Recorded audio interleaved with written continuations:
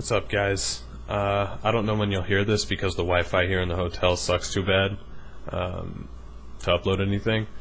So, but I just need to make this video. That's what's important right now. Because I've had two major events happen to me in the last 2 weeks or so that have changed my life. So yeah, it's update time. And now I don't know how to start. I'll say the time that I dove into the abyss and saw my purpose was 6 a.m. on October 3rd, 2013. A few weeks prior, I had met a lady named Tabitha at House of Pies. It's the local diner I go to. Tabitha isn't the waitress I'm into. That's Caitlin, for the people who have been following my Facebook posts on her. Tabitha is one of the hostesses that works late at night. She works from like 10 to 4. Anyway, I came in one night around 3 or 4, and she was just getting off her shift. I was sitting off by myself in my regular spot in the back. But instead of heading out to her car, she decided to sit and hang out with me for a while, and that's fine, whatever. But as it turns out, Tabitha is crazy. Apparently she's been doing crack and shit since she was like 12, and she was raped by her dad all the way up until adulthood. She has a crazy boyfriend who believes that Jesus and Satan are about to have a showdown in their backyard and shit, and very soon. And she has a kid, but like she's 20, and I found all this out within hours of meeting her. So yeah, Tabitha's crazy is my point. Anyway, after a while of talking, she decided that tripping with me would be helpful. So fast forward a couple weeks, she hits me up.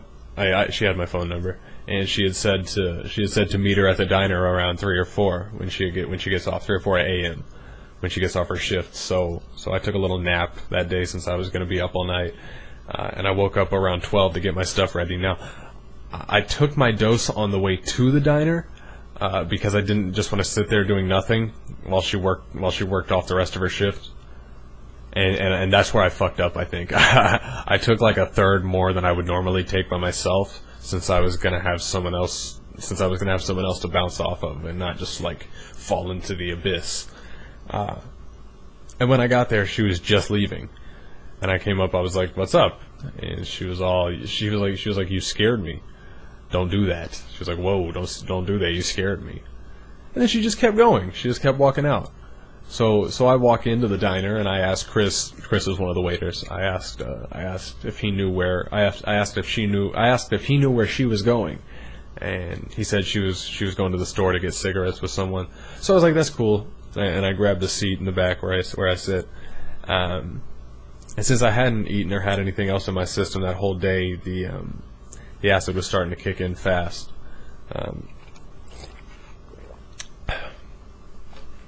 It started out all right, since there weren't too many people, and I was just barely coming up. My optical was getting super. My visual was getting really super sharp and clear, and everything was sort of tuning out. But that's when I put some music on, and I decided I was gonna like just get a decaf coffee or something and just wait it out. I decided that I was gonna give Tabitha 30 minutes before just accepting that she got cold feet and ditched. But like by minute 15 or so, everything was kicking in. Anything I would focus on would start warping and like melting, and my audio, not like melting down, but like just kind of, it's hard to explain unless you've felt it before. And my audio was starting to distort. I was going in. I was in deep. So I was like, okay, I need to get my fucking check and get the fuck out of here. But Griselda, my waitress, she must have fucking died or something, because I must have been there for another hour or so before she came back with my check, or at least it felt that way. I remember at a certain point I was like, Jesus, this can't be real. Like, how long have I been waiting for this? Like, anyway, I finally got said check. And by now, I'm the only person left in the diner, so I know all the staff has been watching me and my dilated pupils just stare into the table for an hour. I got up and I was really shaky for some reason, but I made it to the register, and the lady she just knew. She just knew. She was like, "You okay?" That was cool. I mean, I was like, "Yeah," and she smiled. But then when I had to sign the receipt and the tip and stuff, I was just like, "Fuck, dude," because language as a whole seems like a silly foreign idea when you're that deep. So numbers are a whole other beast. But I somehow managed, and I did it. I did it, and I got the fuck out of there. And the moment I got out of the doors into the open and all the air and stuff, when it all rushed in, all of my anxiety and just kind of rushiness, it went away. And I was overcome with a sense of, I don't want to say peace, but it was just calmness, and that was nice, and it cleared my mind. And also, so I took a breather and I walked over to my car, and luckily the hotel was on the same street as the diner, and it was like 4 a.m. so nobody was on the street. So, but it was actually nice. I rolled down the window and I dropped the ride a little bit lower than usual, and I just kind of cruised home. But I decided on the way that when I got to the hotel, I was just gonna go up and get my headphones and go for a walk, because I didn't want to feel confined in the little room. It just felt like a bad idea at the time. So I got back and I parked in the hotel parking lot, and I said a little prayer to the universe to keep an eye on me, since I'd never taken this much alone.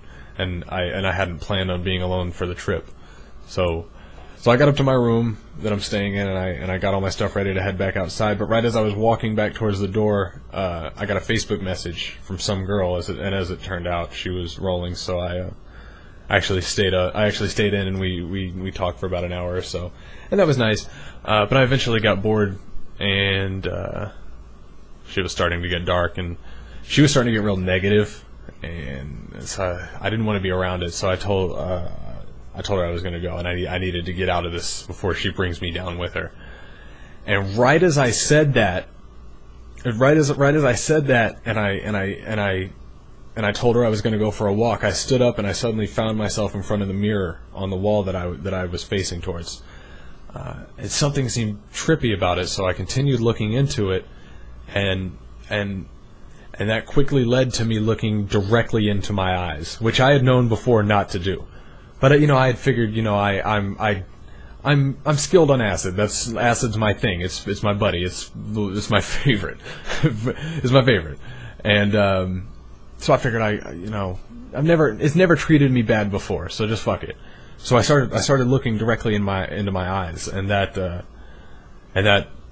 was followed by focusing in on my left eye, and then the pupil of that eye. And I happen to have Wax's song "We Can't All Be Heroes" playing, and it was the hook of that song, which made me, all of a sudden, in an instant, I was like back to my panic, like when my panic attacks first started, because that mushroom trip I had where I had died, and I went back to the whole like, oh fuck, I'm generating this entire experience to learn to deal with myself, and I for some reason had it in my head that this was it, like it was time for me or God or the universe or whatever you want to call it, for consciousness or whatever, it was time for it to transcend into whatever the next phase of existence is. It was like I had learned everything I had needed to know here, and I was about to crush the universe away. And as I was thinking that, I was seeing my face warp, and I could see like my teeth and shit, even though my mouth was closed. And everything started spinning out like when I had passed out and died on the mushrooms. And that's when I couldn't keep my Zen meditative state together anymore, and I broke. And it spooked me, or it zapped me or something, and I snapped out of it. And I ran downstairs. I didn't even take the elevator. I was like, fuck this. I need to get outside. I need to walk this off, and I need to wait for this trip to end. Which isn't a good state of mind to be in when taking anything. I learned that early on. It's all about remaining calm and breathing and just letting the experience run through you without trying to stop it or backing out.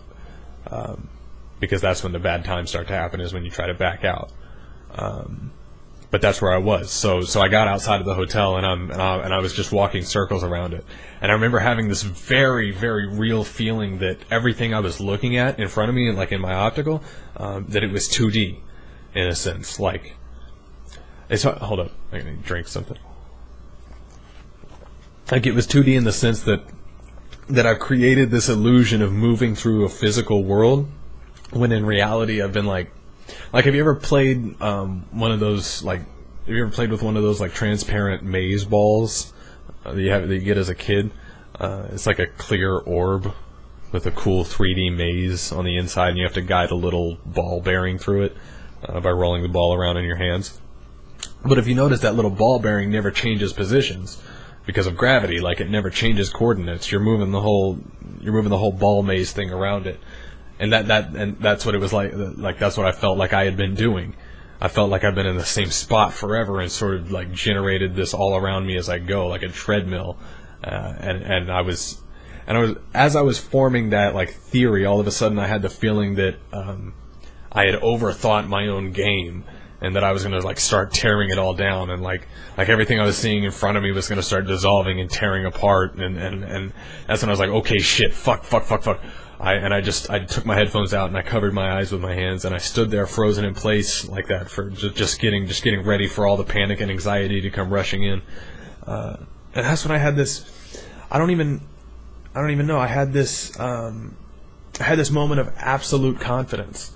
Like, I was so sick of avoiding. I was so sick of trying to avoid anything in life that may cause anxiety, and avoiding thinking about, you know, like what Lennon did, and avoiding thinking about, like, fucking, you know, how I wasn't there during the last month or two of my mom's life, and I just let her rot away in the hospice because fucking, I don't know, I couldn't be around her like that anymore. I wanted my last memories of her to be good ones. But instead, they're just regretful ones, because all I can think about is her being there, knowing that she's face to face with, you know, death. But this time there's no doctors or anybody there to save you. That's what hospice is. They're just there to make you comfortable.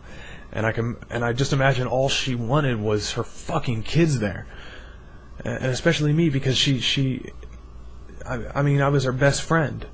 She used to say that to me all the time. And I never said that back to her. She would always tell me that she never thought she'd give birth to her best friend, and she put everything into me, and I just left her like that. I have a million reasons and excuses as to why, but the fact is that that's what happened, and it kills me. But I was sick of trying desperately to avoid all this darkness and just not let it in, and just be positive and good and healthy and happy, and just build up, and it just all built up right there, and I was just standing there frozen, and I was just like, fuck this, dude. I was like, if this is me about to crush the universe away and transcend consciousness, there's nothing I can do about it. You know, it's time to go. So I pulled myself together and I walked into the front lobby. Nobody's there. It's like 6 a.m. And sure enough, right past the 2 front doors, there was a circular mirror just waiting for me, just by the elevators. So I pulled out my phone and looked at the time, and like I said, it was exactly 6 o'clock. And I took a deep breath. I walked up in front of it, and I started staring into my eyes, and I just started chanting, "Be good to me. Be good to me. Be good to me." And sure enough, everything started spinning. But this time I just let it run, like I was expecting it. And eventually I saw around the mirror, like in the side, like I saw around the sides of the mirror, like in the sides of my vision, it completely faded out, and it was just the mirror warping, and everything was warping clockwise. And then my audio input turned into a pure loud ringing noise, just like when I had died on the mushrooms. And at that point, my chant had turned itself from "be good to me" to just "be good." Be good, and it had done that without my consent. I didn't even realize it happening. It had just turned into "be good." And once I realized that, once I realized that I was saying that, everything started unraveling, and reality began to like rebuild itself. And as it was dropping me off, it was as if as it was dropping me off